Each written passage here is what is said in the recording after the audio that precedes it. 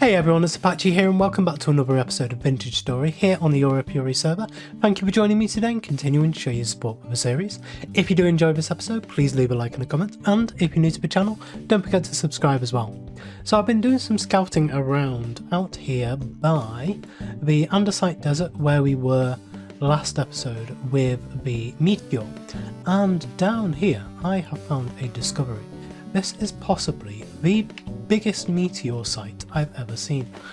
We have got 1, 2, 3, 4, 5, 6, 7, 8, 9 different meteoric iron. I actually managed to get 2 of the iron blocks and 5 pieces out of the other meteorite that we got up there. But I think I'm going to take this one down. I've already hollowed out underneath it, so if I take this bit out, we'll get some more pieces and a couple more blocks. Now I want to use the blocks, I really want to use the blocks for decoration at some point. That was quite a few. That was like 6 meteoric iron pieces from one rock there. So now how are we going to do this? If we take that one and that one and that one, then it'll drop 3 of these pieces as blocks. So we'll take this one out. We'll take this one out.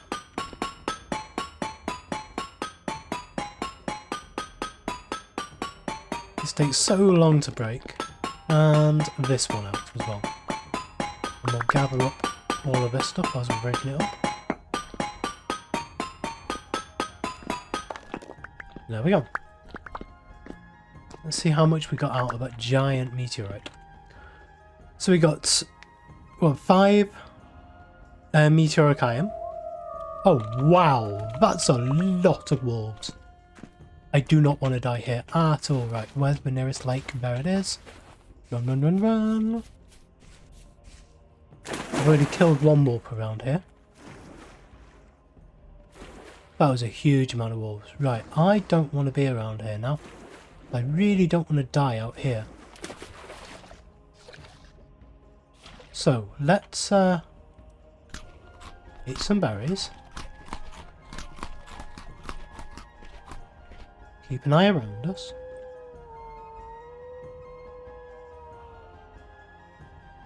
Trying to work out where they are. But I need to go back up north. And if I can work my way back up north, I'll be safe.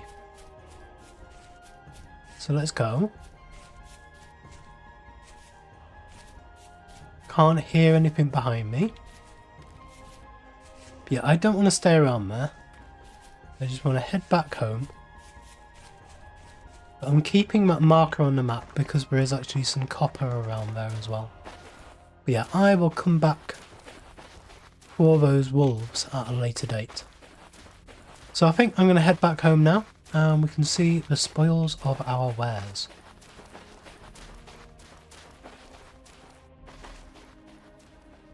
So I've been hearing a raccoon around here for the past few days in game, and I've been trying to work out where it's from. I've been going out and couldn't see any around at all. Then I came over here, and we've got a pig trapped in here. It's been here for a while. But there's also now a raccoon in here, so that's finally I've worked out where that's actually coming from. So yeah, the berry bushes we've got have been going missing, and you are the culprit. But now you are in there, so I don't know how many of these can spawn in an area at a time, but it's quite nice to, if we can get them corrals in here, then we might be able to even create a little mob switch. So if we ever want some raccoons, we can just come over here and kill some, reduce the mob cap, and allow some to spawn, but otherwise none will be able to spawn in the area. I think that would be really quite cool if we can do that. So yeah, any other raccoons in the area, if you want to come over here and fall in this hole, it would be greatly appreciated. Anyway, I have been doing a lot of work around our base in the last few days because we've had joiners in our home in real life during the days, over the last few days, so it has been ridiculously loud and I've been unable to record from like within daylight hours. And so it is now currently about 10 o'clock at night here in the UK, and finally I'm actually able to record for a bit. And so I'll show you what I've done during the days while I've just been playing here. So we've done quite a bit around the base, and I think the first thing we'll show you is this bit over here. Because I have filled in the lake over here. I actually want to take out these little bits. As they grow up, I want to take out all of that grass. So we've filled in the lake, this little pond here, and I've filled in all of this area with path blocks. And over here I've added in the first of our little waypoint markers. And so these have got the oil lamps inside them. These oil lamps will be replaced with lanterns once I actually get some lantern production up and running. And these will light the paths up around, and I like having this one in the centre here as a kind of little feature point in the middle of a large area of path. And then inside here I've actually increased the amount of chests we've got drastically. So if we come in, this is pretty much what I wanted this room to look like. So we've got chests all the way around here. This is going to be our kind of early game storage, and then if this runs out we'll be able to store stuff in the big build over there as well. I've made a better crate as well for some of the soil that we've been digging up, and mainly during the day I have spent my time panning. And so I've done about 12 to 15 stacks of andesite sand in all that time. And so we've got a lot of stuff here to go through. I'll show you kind of in this bottom row what we've got. I put these down before I started putting my labelled chests up, so I need to change these into labelled chests as well. In this chest here we have the flint spearheads, and then in this one here we have the copper spearheads and one more flare one here. In this chest over here we have a load of quartz, so we'll be able to turn this into some glass so that we can then start making the lanterns. And we can start making lanterns anyway by just with this clear quartz, so I'm going to keep that one to one side, make a load of lanterns out of those, but also this chunk quartz will be really good for turning into glass so we can make even more. Got a little bit of blue clay, only a stack and a bit, a few rough lapis lazuli, and some arrow copper heads and some flint arrowheads, and just a little bit of scrap metal for decoration purpose. And then in this one, this is some of the really good stuff. We have, well, a load of flint. We have 3 of these bronze armlets. We've actually got 4, but I'm wearing one. We have a resonance archive of a cultured tavern, so that'll be fun to play, see what that's like. We managed to get 30 rusty gears, 2 temporal gears, and some metal parts. Now this temporal gear, I am actually going to change my spawn location, and then the other one I will be giving back to Nathan to replace the one that he gave to me originally. And so I actually want to be in this build. This is now completely spawn proof because I put all of the chests down there, so no mobs can actually spawn in here apart from just on this one block here, which is actually usually where I place some food in here. I've got a little bit of food in here, so usually I would have a crock on there, and so that would make that spawn proof as well. And then close that. So this is a half slab on the bottom. This is a set of stairs, so this is not spawnable, and then everything else is half slabbed across, so yeah, completely spawn proof room, which is good. It means that if we stand, I say about here, do I want to be facing this way or this way? This way, I think. And we will set our spawn point here now. Excellent. There we go. And so that means that we've essentially completely moved out of Nathan's base now, which is nice. But we will definitely be still going over there for various different things. We live stream together as well on Sundays, usually at least. And there are certain things which we're sharing between each other. The fields in between these, this set of fields, we're kind of sharing resources from those. But I need to talk to them about what do I replace stuff with. So like when I take flax out, what do I put in instead? That kind of thing. We've also seemed to have a massive influx of wolves around the area. I've killed quite a few wolves. I think maybe about 15 to 20 wolves in the last few days in game.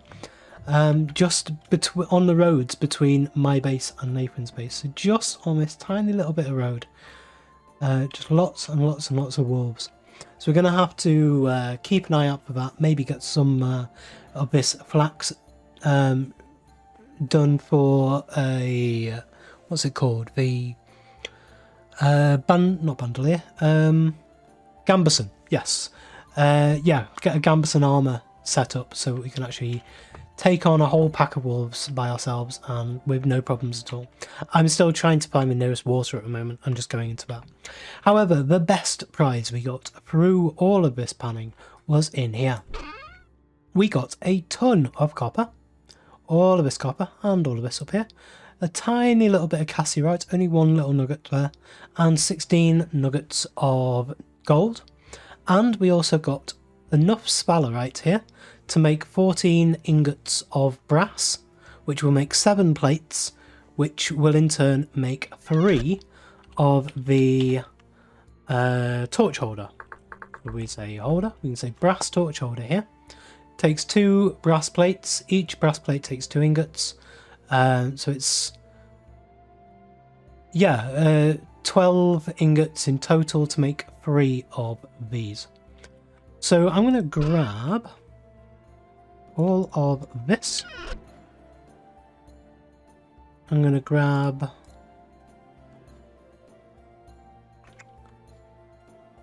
about there. Some sticks. I think only half a stack of sticks will be fine. And a little bit of charcoal. Don't need too much. I actually need to build up my fire pit to make a load of charcoal again. We'll come out here. We'll place that on there. And we will get this all smelted up. So I'm going to put the firewood in first to be able to warm this thing up before we put the charcoal in. There we go. And I actually need... I'm going to need to run over to Nathan's and grab some more of these ingot molds. I need... how many have we got here? 8. I need 1, 2, 3, 4, 5, 6, 7, 8. Yeah, I'll need another 6 at least. So, do I want to do this or do I want to wait until it is heated? What are we on now? 418. Yeah, I'll wait until this is up to temperature and then I'll put this charcoal in, head over to Nathan's, and then we can get this all smelted into ingots.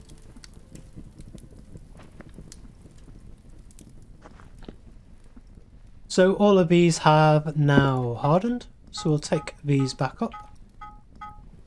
And I'll be able to take these molds back over to Nathan's as well, because we're actually going to head over there. And we're going to use the helve hammer to make this process a lot easier. I'm going to grab 8 of those, that's how many I brought over. I want to also make some plates out of these copper. So 1, 2, 3, 4, and actually I suppose I don't need... do I? Yeah, no, I'll take all of those. And I'll make some plates out of these copper ingots as well. You actually only need 12 of these. But I'll take all of them anyway. Is there anything else I want? We'll take a couple of bowls back over. No, I think that's everything. Right. I have... do I want some more food? Let's get that. No, we're fine. Okay. I've built up a few of these all the way over to Nathan. So I'll put one there, one just on the turn of a road here, one just on the other side of this bridge, and then coming up here, there's one just here. And so these will just be little lighting stations on the paths to and from my base. And there's one just over this rise here, just there. And then there's one up on the rise just here. And this is the last one I built before it starts getting into the ones that Nathan's put down. And then into this little bridged area here. I love this area. We'll come over. And I want to go up onto the top there, because there is a health hammer and a forge. I believe there's a forge anyway. Yes, there is. And so we will move this into position. There we go. And then we need to, in this chest here, there is some axles. We need to take down these querns. That's not good. There's no wind. We'll take down the querns. We'll place the axles in instead. One there. One there. There we go. That's how we can tell that these will work when the wind is actually blowing. How are we on wind speed? We are... oh yeah, we have absolutely none. 0.015. We are extremely still at the moment, wind-wise. So we're going to wait until the wind picks up and the health hammer starts going. And until then, I just have to kind of sit here and do nothing. So we've got a bit of wind at least now. This is being struck, so I am going to do this. I'm going to grab 2 of these, and then we shift on there and get a brass plate. But this is going to be very slow with this, so I am going to give it a helping hand as well, with some heavy hits. Over here. And then we can place that one on as well. And if I just give it a helping hand,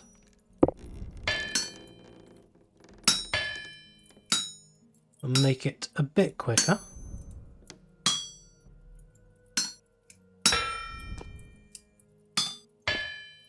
And if I do this with all of them, then this should be okay. So let me get on with making some of these, and I suppose you can join me back once they're done, because this is just going to be very tedious going through getting all of these voxels into place. I suppose write down in the comment section below, how do you like to actually use the anvils to make these things? When using various different, like if you're doing a side blade or something, do you turn around the anvil like I'm doing here? Or do you like to turn the actual work? Or do you like to just change the mode that you're using? There's been a bit of discussion about what's the best to actually do with that. Ooh, bit of lag there.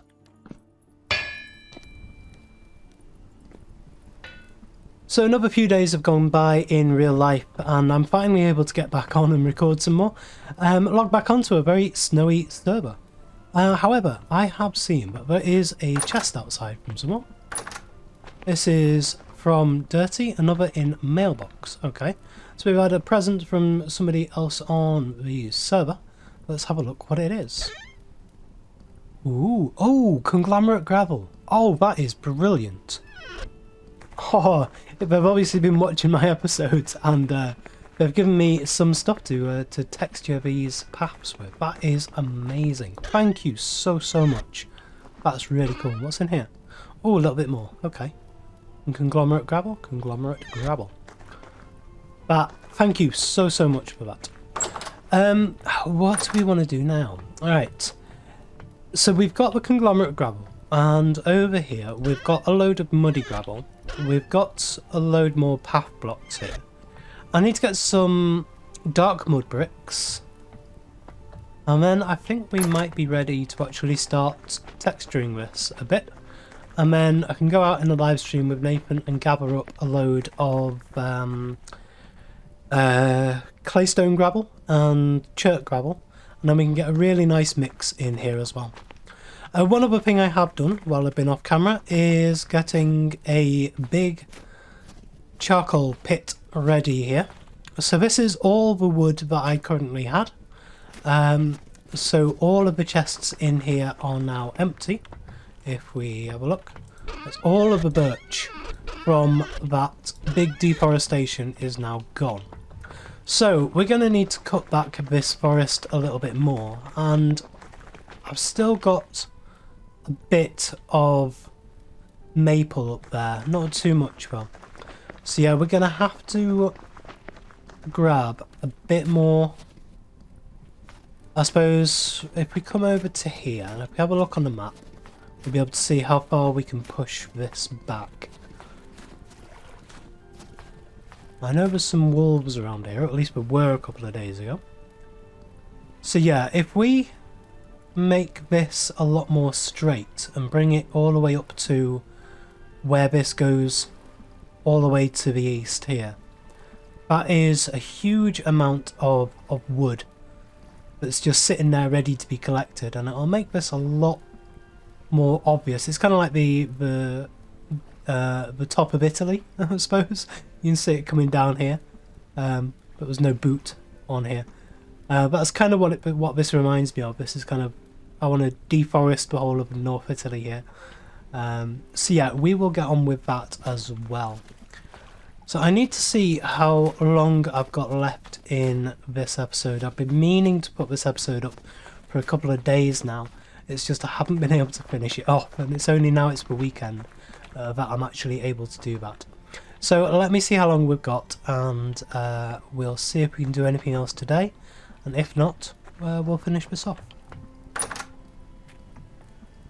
So yeah, I think there's not much more we can really do today. I mean, I've got these brass plates which we can put into, make into torch holders here.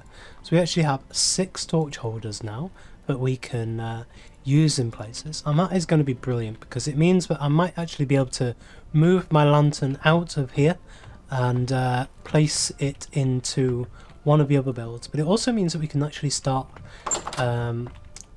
lighting up inside this build here. I have been putting in the flooring of this, but I've left this bit because I want to make a new scythe and scythe all of this down before we put the floor in over the top of it. But yeah, this room is coming along really well. I've been out and I've killed a load of wolves as well, so that's why we've got all of these around. I've just been killing them all between Nathan's base and mine. Whenever I see them, whenever I hear a wolf call, they're usually over here. I think there's a wolf spawn point somewhere just on by those reeds just there. That's where I see a lot of them. And then I think there's probably another wolf spawn point somewhere, so actually on the map, somewhere around here. Because as I come around this corner, going through the little bridged and terraced area that Nathan's built, I see lots and lots and lots of wolves around there. So I believe we may have cut off spawn points for other things, so the wolves spawn a lot more now around in this little laked area here. But yeah, I think that is everything we want to do for today. It's a bit of a shorter episode today. It's been very kind of chaotic in real life, just trying to work out when and where I can record, and trying to catch up on what I've done in my last segment and stuff. but we should now be able to get onto a more regular schedule again. So thank you for bearing with me during this. I hope it hasn't been you haven't been worrying about me too much where my episodes are. So yeah, now you know. So yeah, thank you very, very much for joining me today. If you did enjoy this episode, please leave a like, comment and subscribe on the video and to the channel, and I will see you next time.